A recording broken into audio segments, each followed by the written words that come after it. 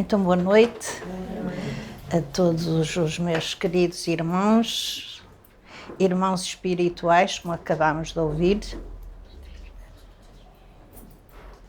Eu vos saúdo em nome de todos os meus amigos espirituais, todos os mentores deste centro, mas principalmente em nome de Jesus. De facto, é a minha primeira palestra espírita que eu vou fazer. Penso que os bons amigos que me vão intuir, verdade que eu também me preparei, não vim para aqui no vazio, mas a gente faz o que podemos fazer, é que eu vos irei transmitir, e o amado Mestre faz o resto. Eu fiz aquilo que pude e sei que irei ser auxiliada e ajudada, e eles vão fazer o resto. Então, eu fiz Jesus, o tema Jesus, médico das almas. Jesus, o médico das almas. Claro que sendo das almas, também irá ser do nosso corpo físico. E então, vamos agora olhar esta figura maravilhosa e vamos interiorizá-la, visualizá-la com o nosso eu interior e vamos ser capaz de descobrir quem é Jesus. Quem é Jesus em mim? Como é que eu consigo chegar a Jesus? E como é que Jesus chega a mim? A palavra Jesus, de facto, nós sabemos que é o Espírito, um Espírito crístico, um Espírito que existe desde toda a eternidade.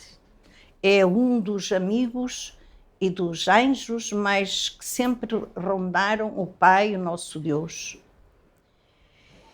Eu queria também falar-vos que Jesus, logo no início do planeta, Jesus já era o mentor de todo o planeta. E ele era o que estava, digamos, já a dirigir os passos do planeta. Talvez ainda no tempo lá dos dinossauros e nós sabemos que, de facto, tudo foi evoluindo, todas as coisas evoluem, como nós evoluímos também. Este amado Mestre nunca deixou o planeta. Ele sempre sabia orientar esta terra, que é a nossa terra, que é onde estamos e onde existimos. Mas nós sabemos que já antes, no Antigo Testamento, de facto, ele era um amor tão infinito, que ele transbordava e ele chegava a todos aqueles que queriam que o planeta fosse evoluindo. E diz-nos, de facto, já nas antigas escrituras, no Antigo Testamento, que já no capítulo 6, no versículo 38 de Jó, Jó já falava que estão fundados todos os alicerces para que, de facto, este mestre um dia possa vir e possa, de facto, desenvolver toda a sua atividade. O Jó já, e depois sabemos que ele teve a doença que teve, foi muito, muito sacrificado, e tudo ele, sempre esta confiança infinita neste Deus, Pai de amor, mas ele já profetizou também que o Messias haveria de vir. E nós sabemos que, de facto, já diz-nos os Salmos, que de facto, que Jesus iria ser a pedra angular, onde ele iria ser a base fundamental, onde tudo iria crescer, onde tudo iria desabrochar, onde tudo iria fluir. E depois veio nos Atos dos Apóstolos, em que também nos diz que ele foi a pedra rejeitada. Entretanto, temos o profeta Isaías, que anuncia também a vinda do Messias e que diz: irá nascer do rebento de Jessé um ramo que será a nova humanidade, uma nova geração. E também ainda diz que irá descer o cordeiro e que esse cordeiro irá dormir com o lobo. Os dois irão haver, digamos, quando o Messias chegar, isto eram os anúncios proféticos dos nossos antepassados, já antes de Jesus, no Antigo Testamento, que já anunciavam a vinda do Messias prometido. Porque sabemos que este Jesus, que existiu desde toda a eternidade, ele é de facto o amor mais infinito que nós podemos calcular. Ele é aquele que nunca nos abandonou, já mesmo no Antigo Testamento, porque sendo ele o mentor do planeta, claro que ele sabia que do Pai havia de vir e que haveria de facto de vir mudar, ou se não iria mudar, mas talvez evoluir algumas leis, como no tempo as leis mosaicas eram muito fortes, era quase olho por olho, dente por dente, e sabemos quanto eles faziam a nível da grande, digamos, eram muito fanáticos em toda a sua religiosidade, mas naquilo que deviam ser mais benevolentes, que era saber perdoar, saber amar. Por isso, sei lá, se eles apanhassem uma prostituta, eram capazes de a apedrejar até à morte. Tudo isto na lei de Moisés era feito sem a menor, digamos, sem o menor crime. Sabemos que também o nosso Moisés,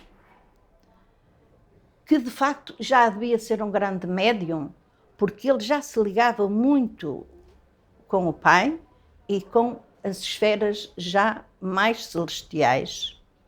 Porque quando ele fez a travessia no deserto, ele disse para os hebreus: ficais aqui, enquanto eu vou aqui acima ao Monte Horebe, vocês esperem. Mas de facto ele deve ter ido e ficado lá bastante tempo, numa certa intimidade com Deus Pai, que quando desceu já trazia escrito numas pedras, que eram as pedras, os mandamentos da lei de Deus, em que o maior era o amor ao próximo, amar o próximo como a nós mesmos.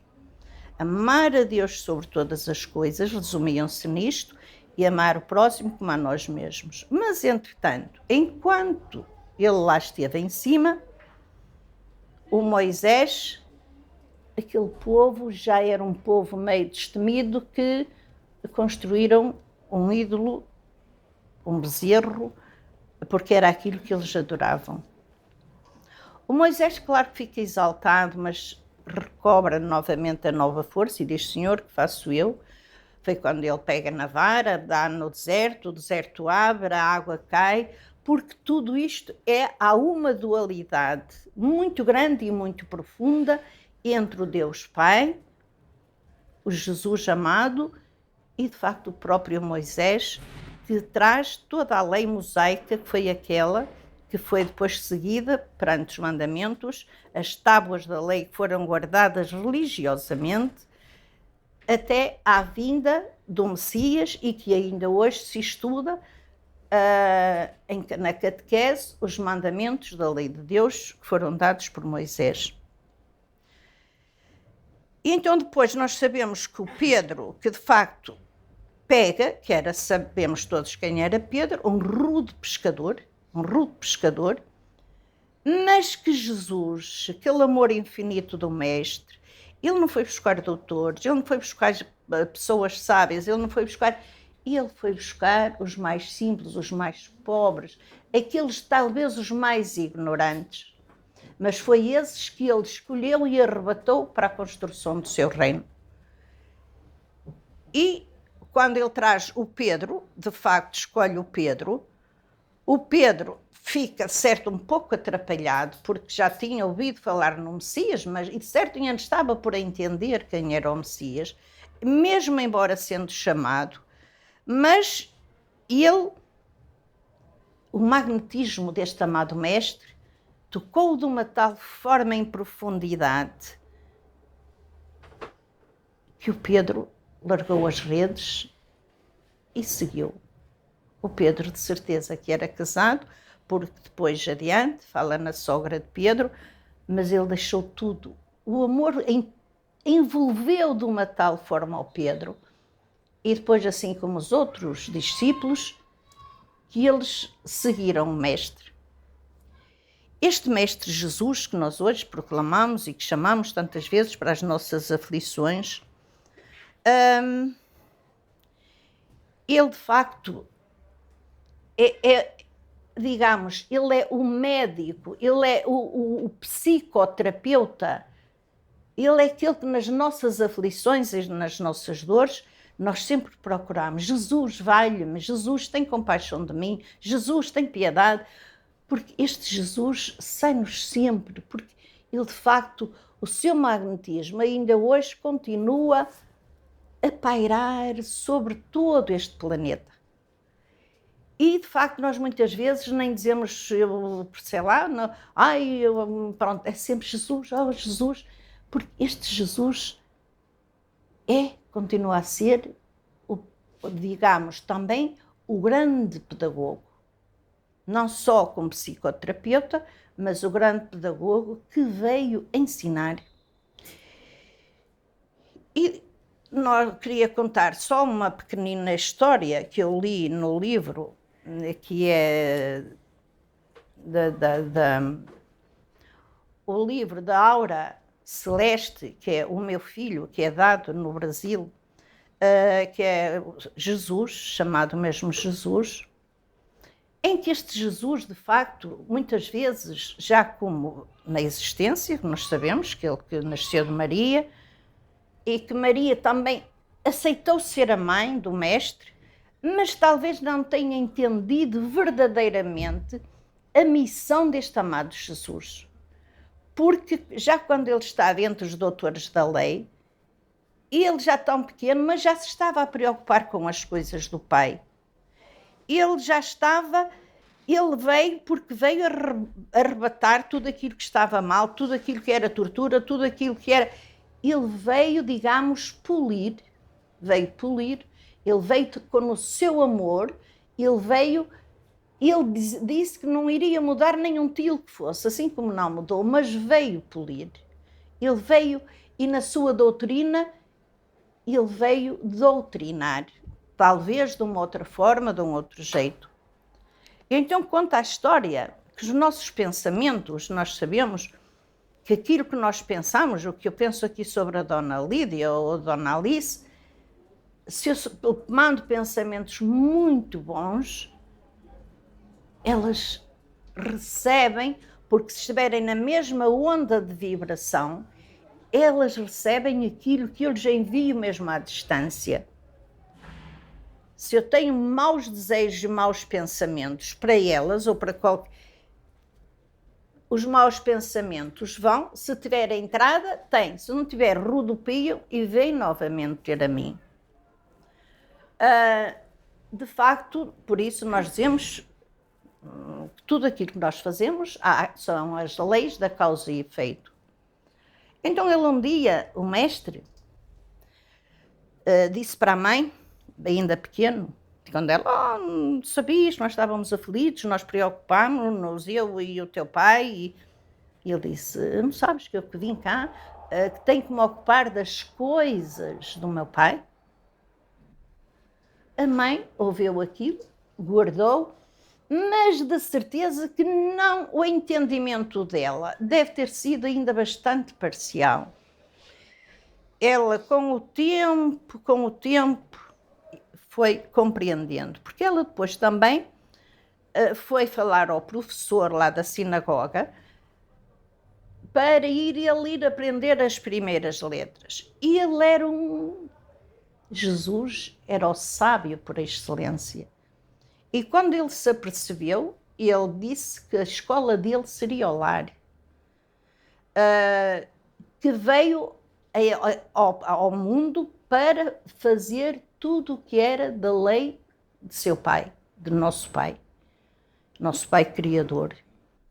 E de facto, tanto é que ele nunca foi à escola, e muitas vezes nós ouvimos: será que ele aprendeu a ler e a escrever? Jesus sabia ler e escrever como o maior sábio. Então, se ele é o espírito mais puro, mais crístico, porque ele veio não era para aprender a ler e a escrever, nem para estar numa escola, ele veio ensinar tudo quanto era do Pai, através do amor, essencialmente através do amor, através de tudo quanto era positivo e quanto era...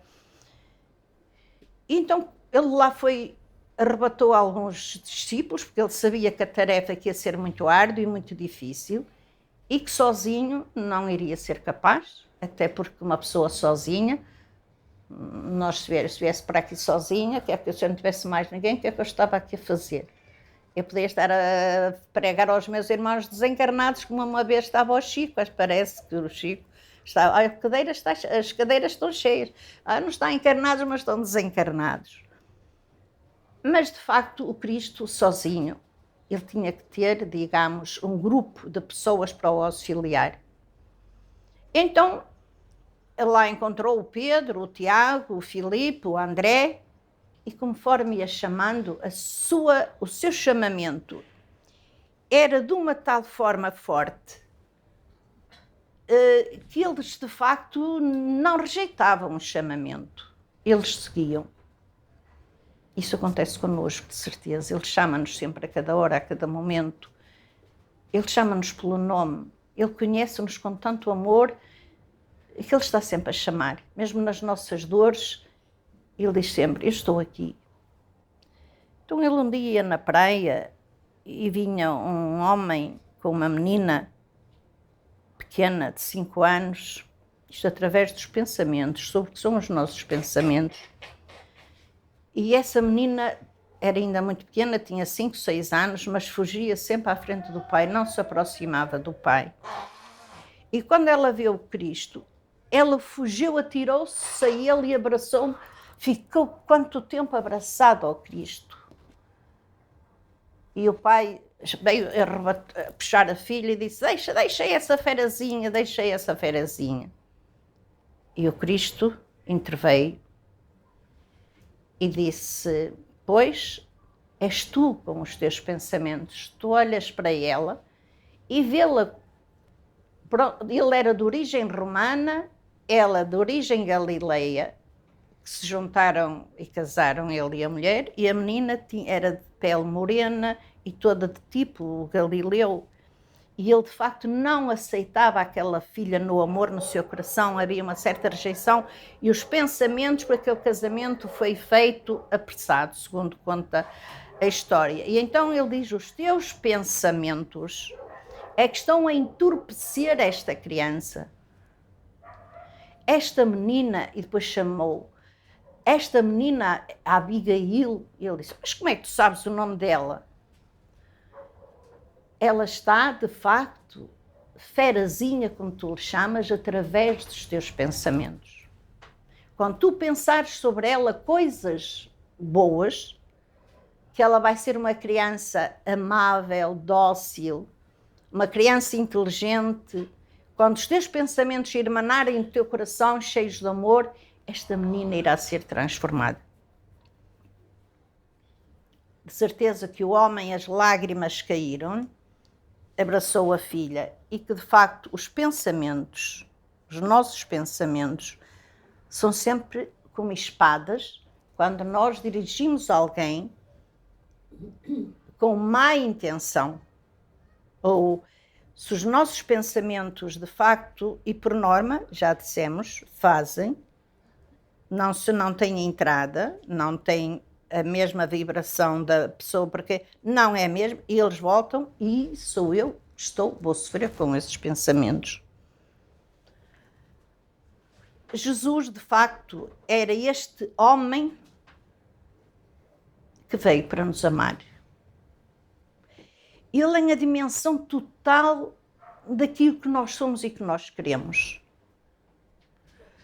Basta, de facto, nós pensarmos profundamente em Jesus, o nosso pensamento e interiorizarmos este nome Jesus, e ao visualizar a imagem, todos os amigos espirituais nos rodeiam também, como se fosse um imã na nossa volta, a dar-nos quase tudo aquilo que nós precisamos.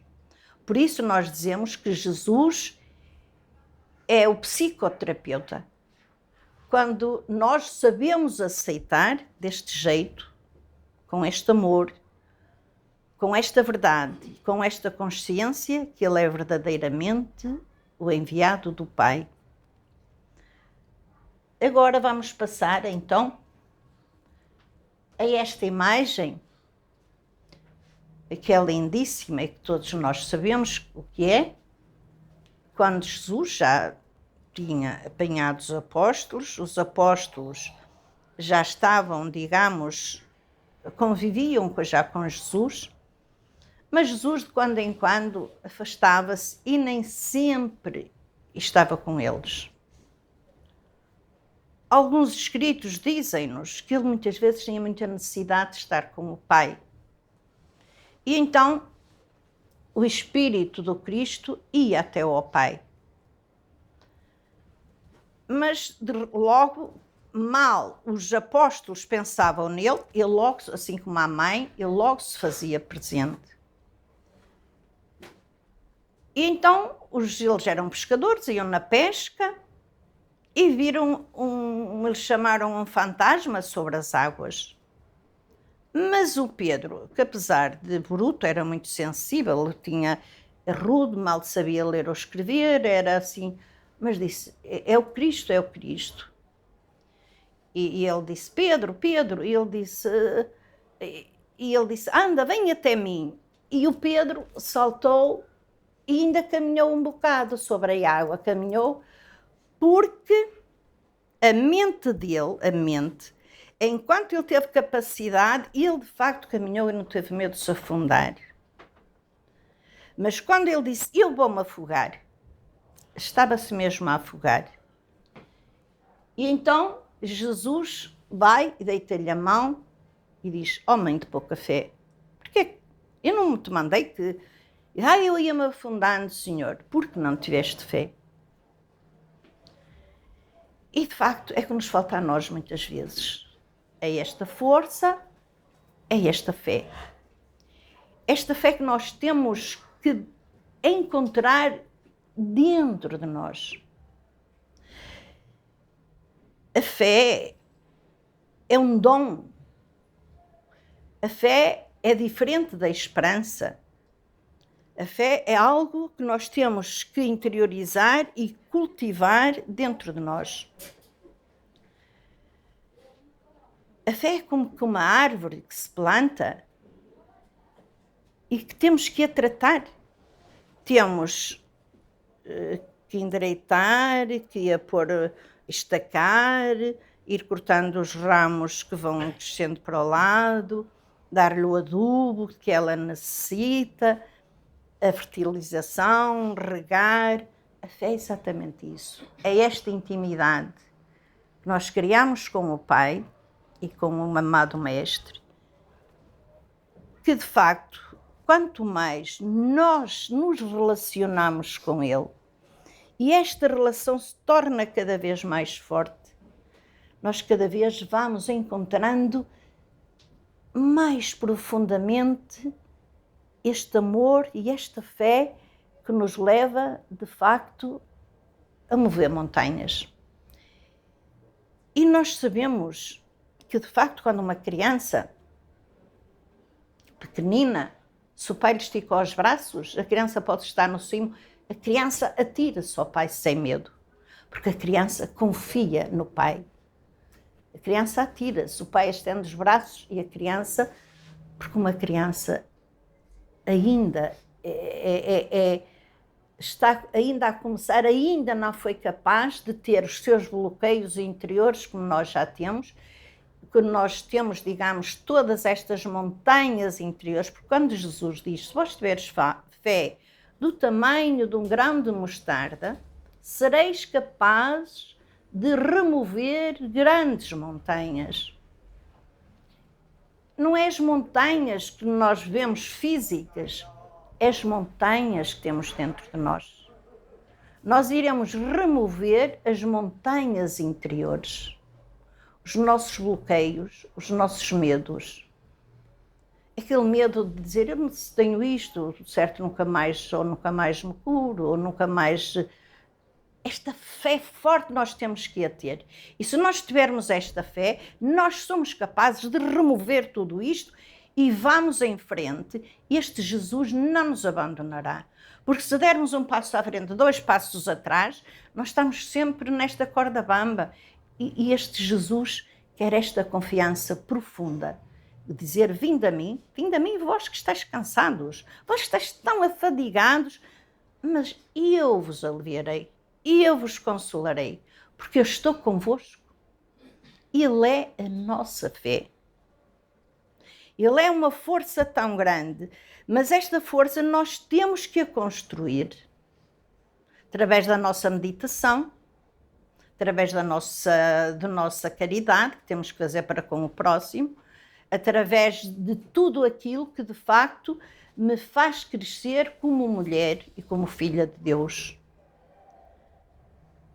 Do amor ao próximo, como a mim mesma, não querer para o outro aquilo que não quero para mim. Se eu não quero para mim, também não quero para o outro. Amá-lo como se fosse a mim. Isto, eu estou a crescer, estou a remover as montanhas que interiormente sou eu quem as coloco e que as vou colocando. E estas montanhas não deixam a energia fluir como deve. E de facto, se eu adoeço o meu perispírito, é lógico que eu vou adoecer o meu corpo físico. Se o meu perispírito fica atrofiado por algum bloqueio, por alguma mazela, isto vai transparecer no meu corpo físico. E eu digo isto porque quando eu fiquei sozinha, que morreram os meus familiares assim uns atrás de outros, eu vi-me só, eu sofri muito, não tive certo esta fé que hoje sou capaz de ter. Não muita, mas um bocadinho mais já tenho. Porque esta dureza da vida fez-me crescer. E então eu chorava, porque eu estava sozinha, porque eu não tinha ninguém, eu tinha apenas um gato e que tristeza eu estar sozinha e que tristeza. E de repente começaram a aparecer umas manchas no corpo. Eu vi logo que não era lepra, porque não havia lepra, não, mas era parecido, assim, aquelas manchas vermelhas. Eu sabia que não tinha comido nada de especial que me fizesse alergia. E eu fui logo para uma urgência. Um médico que era de grande inteligência, acho eu, olhou assim para mim e disse, você anda triste? Quando ele me disse, você anda triste, eu agarrei ao pescoço e disse, não me faça essa pergunta, eu estou triste como a noite escura. Por isso é que você tem essas manchas. O médico era cubano, de certeza que não perguntei se ele era cristão. Mas eu depois fiquei a refletir que, de facto, o meu perispírito estava a ficar, porque eu não estava a aceitar quanto devia o desencarne dos meus familiares. Eu também não era assim grande espírita, porque eu conhecia o espiritismo há muito pouco. E eles morreram muito rápido, um atrás do outro, e eram irmãos. A minha irmã era como se fosse a minha mãe, o meu irmão era como se fosse o meu pai. E, de facto, pronto, foi uma prova. Depois eu hoje sei que foi uma prova. E esta prova adoeceu-me, eu não fui capaz de saber lidar com isto. E tive que depois, estava a ficar doente e bem doente, Pronto, tive de facto muitas amigas e muitas pessoas que me deram uma grande força, porque muitas vezes é verdade, quando nós estamos doentes e ouvimos para esta casa com as nossas dores da alma, as nossas doenças da alma, nós devemos ser bem acolhidos, devemos ser bem amados, porque esta casa é feita também para isso. Porque as doenças da alma transbordam e nós, quando chegam mesmo ao corpo físico, nós às vezes queremos curá-las e já não há capacidade de curar. E então nós vemos que o Pedro, de facto, alcança Jesus e é o grande seguidor do nosso amado Mestre. Então agora falamos um bocadinho de curas. Sabemos que Jesus é amor, que Jesus é psicopedagogo, é um grande pedagogo, porque não ensina de qualquer maneira. Ele, sabemos a maneira como ele acolheu a mulher adúltera, que soube acolhê-la com uma profundidade de amor, e diz-lhe: mulher, alguém te condenou? E ela diz: não, Senhor. Ele diz: vai, eu também não te condeno, mas não voltes a pecar.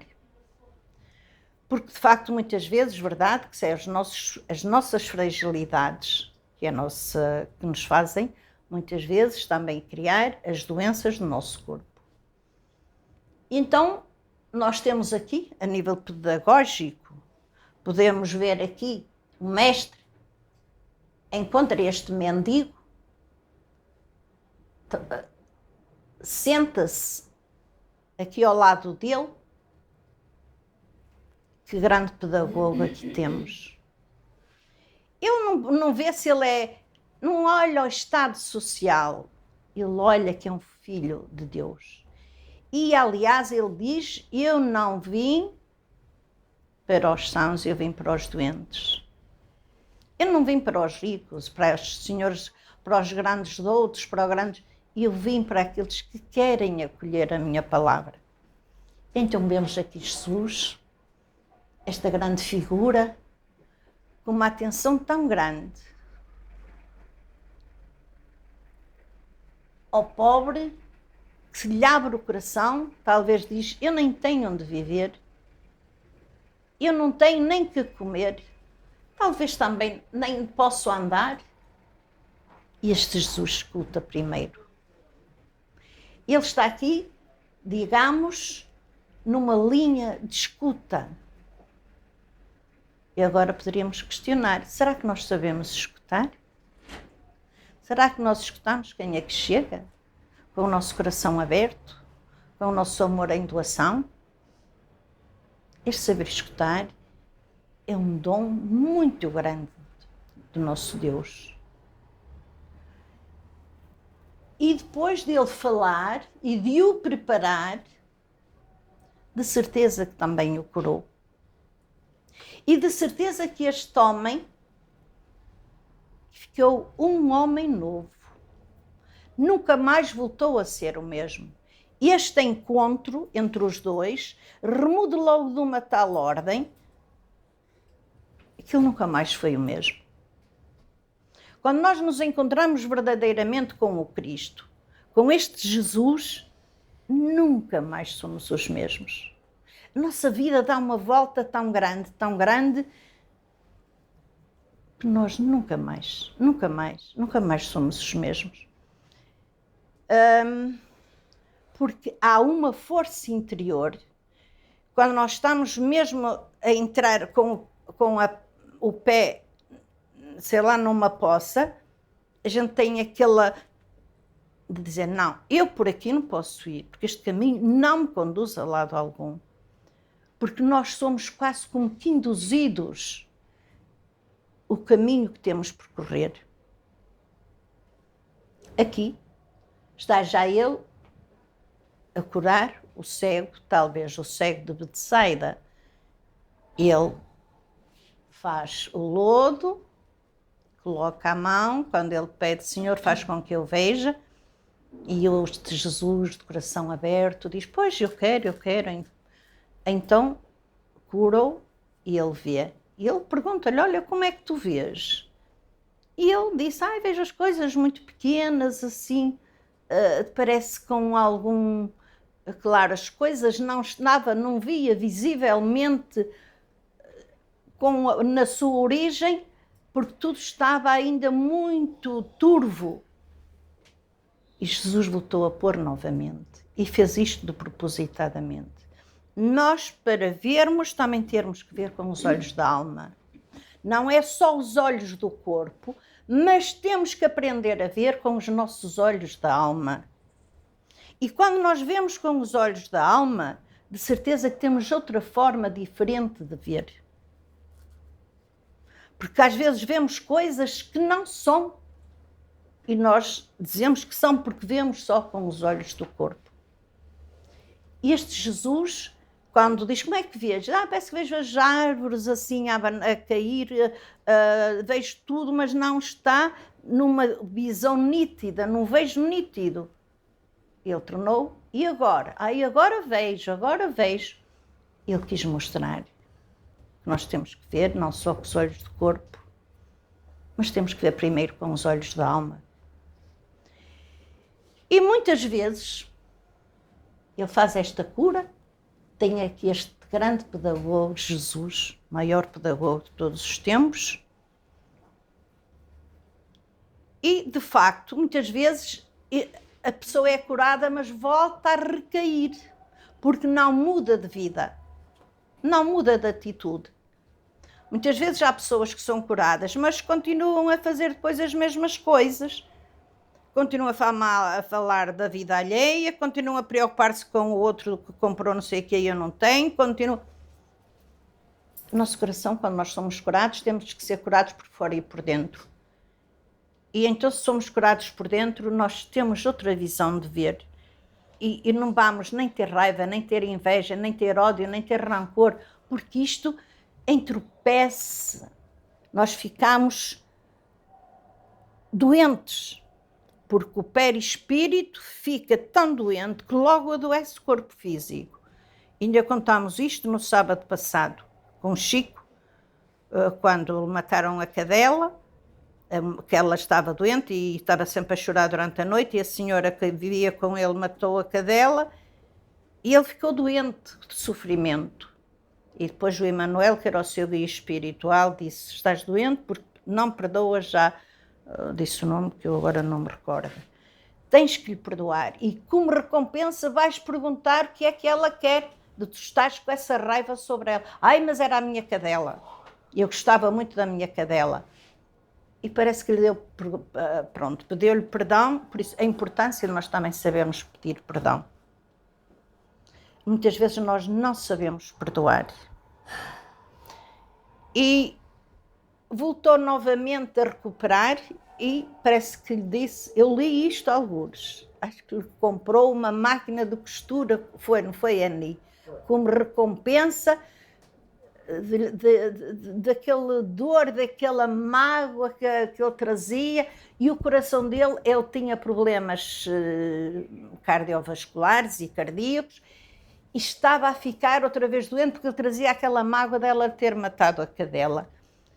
E o guia disse logo, tens que lhe perdoar.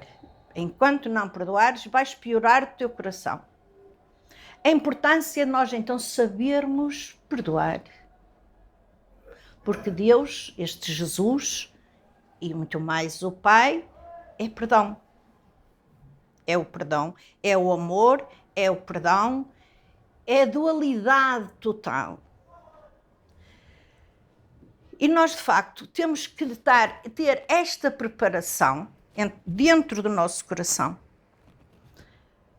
Porque é um caminho que se vai fazendo. Verdade que nós estamos aqui, viemos ao planeta, nascemos, para fazermos um caminho. Para percorrermos a nossa estrada. E há muitas dores, há muitos sofrimentos, há tanta angústia. Mas quando nós acreditamos verdadeiramente que nunca estamos sós, nós temos outra leveza. Temos não só os amigos que nos acompanham, amigos mesmo verdadeiros, amigos físicos, mas temos os amigos espirituais. Quando o Kardec, no livro dos Espíritos, pergunta, mas os espíritos estão sempre... Ele disse, muito mais que aquilo que pensais. Nós, quando estamos a fazer uma obra de caridade, eles vêm em chusma, os amigos espirituais, para nos ajudar. E Jesus, claro que sente uma alegria e nos dirige uma energia tão forte, porque tudo o que é bom, que nós fazemos de bem, nós somos auxiliados pelo Mestre e muito mais pelos os bons amigos que nos rodeiam, que estão sempre connosco, o que de facto nós temos que estar sempre preparados para conseguirmos fazer o percurso que dissemos lá antes da encarnação. Nós comprometemos-nos com aquilo que íamos... Eu de certeza que disse que ia ficar... Pensei que vinha para ajudar a minha mãe, que ia ficou logo, quando eu nasci, ela ficou logo com um problema cognitivo, que deixou logo de conhecer as pessoas e as coisas, e tem aí 5 ou 6 anos. Eu certo que já sabia de lá, do outro lado, que a minha mãe que ia ficar e que eu a iria ajudar. Nós comprometemos-nos com aquilo que vimos fazer. É importante que a gente faça, para não vir cá fazer muitas encarnações. E o caminho, nem que seja pedregoso, nós arrumamos os pedregulhos e seguimos em frente. Então agora, a importância da cura do corpo e da alma. Já falamos. Não vamos repetir, só vamos ver a figura que é lindíssima. Este Jesus que veio para curar a todos, para estender a mão a cada um de nós, para dizer, eu estou aqui, eu vim porque vos amo, porque vos quero, porque nunca vos abandonarei. Eu vim para os doentes e não para os sãos. Vinde a mim, vós que sofreis, eu estou aqui para... Então está Ele amparar todos aqueles que o procuram. Porque nós sabemos que o seu magnetismo é de uma tal forma grande que ele, à distância, ele atraía grandes multidões.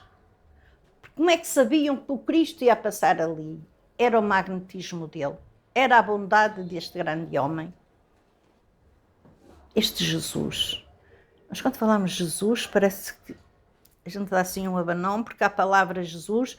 todo joelho se deveria dobrar na terra, porque ele é de um magnetismo e de uma bondade e de uma profundidade tão grande, que eu por acaso estava a preparar isto perto do mar e tinha uma garrafita de água, falar nisso vou beber um bocadinho daqui de copo, e cheguei ao pé do mar e deitei a garrafa de água. Disse, este pouquinho de água que eu deitei no mar, a minha água já é o oceano. A minha água mergulhou no oceano, é também oceano. Quando eu mergulho em Jesus e em Deus, eu sou também Deus, eu sou Jesus. Porque estamos, ele diz, o Filipe quando diz, Pai, ensina-me, já estamos quase a chegar ao fim, Pai, ensina-me, Jesus ensina-me a rezar e mostra-nos o Pai, porque eles viam com tanta fé e tanto, quando ele faz a transfiguração, que ele se transfigura todo, porque ele vai infinitamente na ligação profunda com o Pai. Ele, então, há tanto tempo que estáis comigo e ainda não conheceis o Pai? Não sabeis que o Pai, que eu estou no Pai, que o Pai que está em mim, que os dois somos um, ele também é nós, ele aliás depois diz mais à frente, vós sois como deuses. Nós de facto temos que ter esta vida, uma vida de profundidade, deste amor que nos arrebata. E se nós assim fizermos, ele pega nesta criança, porque ele desde sempre amou as crianças, porque a criança tem um espírito de certeza absoluta que encarnou ali já mas ainda não cresceu na maldade, ainda não foi educada por este materialismo todo que nós vivemos. Ainda tem uma pureza de alma muito grande. E ele então diz: se não vos tornardes, ele diz: se vós não fordes, se não vós não vos tornardes simples como estas crianças. E de facto, nós vemos que as crianças são sempre aquelas que mais estão atentas a ouvir o Cristo, porque ainda não estão materializadas pelo poder, pelo dinheiro, pelo ter, pelo ser. Aquele é que é, eu tenho que ser igual, aquele tem, eu tenho também que ter, aquele não sei o quê. A criança é que tem aquilo que se lhe dá. Hoje já começa a ser diferente, porque ela hoje já com 8 anos já gosta de competir com os colegas da escola, porque leva a educação da família. Porque de facto se a família gosta de competir, é lógico que as crianças vão aprender aquilo que a família lhes ensina. Por isso há que ter muita atenção, de facto, em sabermos, o meu grande pedagogo ensina, como ele dirige a palavra, como ele ama não só as crianças, mas como ele ama tudo e todos. Como ele amou a Maria de Magdala, aquela prostituta, digamos, de alto luxo, mas que não era amada. Ela tinha tudo, ela tinha todo o luxo do mundo, mas faltava-lhe o amor. E ela vinha ao encontro do amor. E que sabemos que ela depois ficou leprosa e que entregou-se aos leprosos e às crianças, amou profundamente, porque ela descobriu o que era o amor. E nós pensamos que, de facto, nós um dia também vamos descobrir o que é o amor. O amor é exatamente isto. É este estar com Jesus no nosso irmão, naquele que sofre, naquele que está doente, naquele que está ali e não tem ninguém que o visite, naquele que está tantas vezes abandonado. Aí é que está o Cristo. O Cristo, e de facto, quando nós fazemos isto, nós de certeza absoluta que somos outros. E a alegria em nós é uma alegria renovada.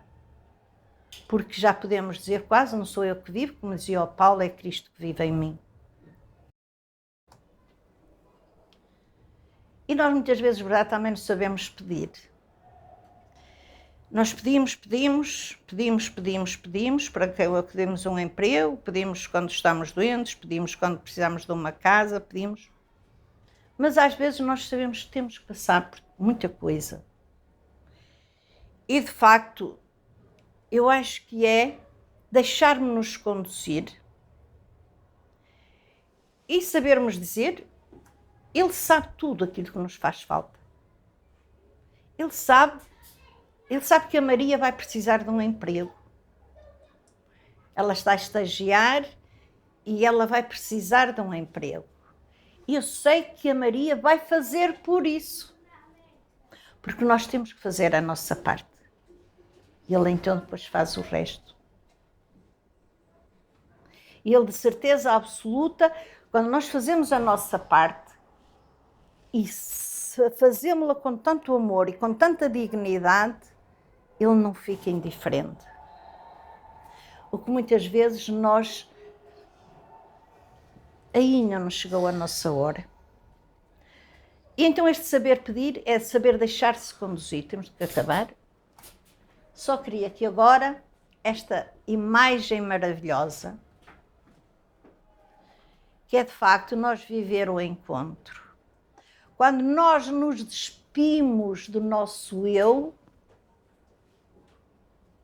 quando nós nos desprendermos de todas estas folhas que nos envolvem, estas folhas velhas que existem em nós, que é a raiva, o ódio, o egoísmo, a vaidade, o querer ser mais que o outro. Quando nós vivermos as bem-aventuranças, quando nós formos capazes de dizer, entender e viver as bem-aventuranças. Bem-aventurados os pobres, bem-aventurados os que sofrem, bem-aventurados os que choram. E sabermos estar com os que choram, estar com os que sofrem, estar com aqueles que estão na dor de terem perdido um filho, na dor de terem perdido um irmão, um pai, uma mãe. Sabermos estar com cada um como ele, naquilo que ele precisa. E se nós nos amarmos mesmo, nós sabemos do que é que precisa a Dona Perpétua, a Maria, nós sabemos do que esta gente precisa, porque a gente conversa com eles. A gente vai ao encontro e eles desabrocham também connosco, compartilham as suas dores. Eu penso que é isto, e se ficarmos com esta imagem e a retivermos no nosso cérebro, na nossa mente, e dizer, mestre, eu quero ficar contigo. Nunca mais te quero perder. Quero viver este encontro infinitamente. Quero viver hoje, quero viver amanhã, quero viver sempre. Eu quero estar em ti como tu estás em mim. Porque, de facto, quando a gente o encontra verdadeiramente, nunca mais o quer perder. Quando a gente faz o encontro, nunca mais queremos voltar atrás. Eu acho que disse aquilo que tinha que dizer, nem disse muito bem como tinha aqui. Foi aquilo que saiu. Se não disse também, peço muita desculpa, mas eu quis dizer do melhor que sabia. Sei que não procurei nada, foi o que saiu assim. Eu sei que por norma é assim. As coisas começam, fluem, não é aquilo que eu preparo, é aquilo que, de certo, outros me estarão a conduzir a que eu diga. Eu quero estar com cada um de vocês, como cada um é. Mas eu não sou eu, este mestre é que está com cada um como cada um é. E nós o caminho vamos fazendo, vamos ter muitas tropeções, muitas quedas, mas esta fé ajuda-nos a levantar. E nós seguimos em frente. E se tornarmos, às vezes a gente torna atrás, me diz, eu vou ter a consciência, na nossa reforma íntima, que é no nosso exame de consciência, dizer assim, eu voltei atrás, mas eu vou tornar a chegar ao mesmo caminho. Vou chegar à meta de onde estava e apostar nisto.